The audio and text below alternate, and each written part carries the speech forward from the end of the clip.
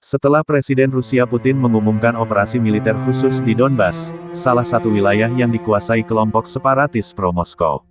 Tak lama setelah itu, pada Kamis tanggal 24 Februari, ledakan terjadi di 3 kota di Ukraina, salah satunya di ibu kota yakni Kiev. AS, Inggris, Kanada, Jerman dan beberapa negara lain sepakat untuk menjatuhkan sanksi ke Moskow.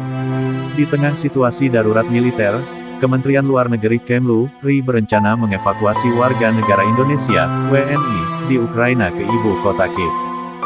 Juru bicara Kemlu RI, Teuku Faizasyah, menyatakan Kedutaan Besar Republik Indonesia, KBRI, di Ukraina telah melakukan langkah-langkah yang diperlukan guna menyelamatkan WNI di negara Eropa Timur tersebut. Sementara Direktur Perlindungan WNI Kemlu RI, Juda Nugraha, menjelaskan telah menghubungi ratusan WNI di Ukraina baik yang tinggal di Kiev dan Odessa, juga yang berada di Ukraina Timur. Dari WhatsApp dapat informasi bahwa mereka dalam kondisi aman, mereka tenang. Sesuai rencana kontingensi WNI kita diminta berkumpul ke KBRI Kiev. Kami bekerja sama dengan beberapa perwakilan seperti KBRI Warsawa dan lain-lain telah menyusun rencana perlindungan WNI di sana, terang Juda. Kita sudah mampu menjalin komunikasi dengan mereka, minta mereka mendekat, berkumpul ke KBRI Kiev, bila tidak memungkinkan ada titik-titik yang ditetapkan sebagai titik kumpul. Jika mereka gak bisa ke Kiev, kita minta mereka stay dulu di Odessa lalu kita mencari jalur proses aman untuk evakuasi WNI. Rencana kontingensi telah ditetapkan berdasarkan koordinasi dengan KBRI Kiev. Setelah semua WNI berkumpul di KBRI Kiev lalu akan ada proses lanjutan untuk evakuasi. Mengenai konflik yang melibatkan Ukraina dan Rusia, Kemlu menyatakan Indonesia telah melakukan kontak dengan kedua negara dan memberi pandangan mengenai keutamaan perdamaian. Indonesia tidak berhenti memberikan keyakinan bahwa perdamaian adalah yang terbaik, negara tersebut menghindari eskalasi dan kembali ke meja perundingan.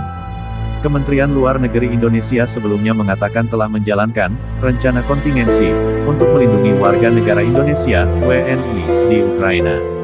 Direktur Perlindungan WNI Kemenlu, mengatakan pihaknya melalui KBRI Kiev telah menjalin kontak dengan 138 WNI di Ukraina.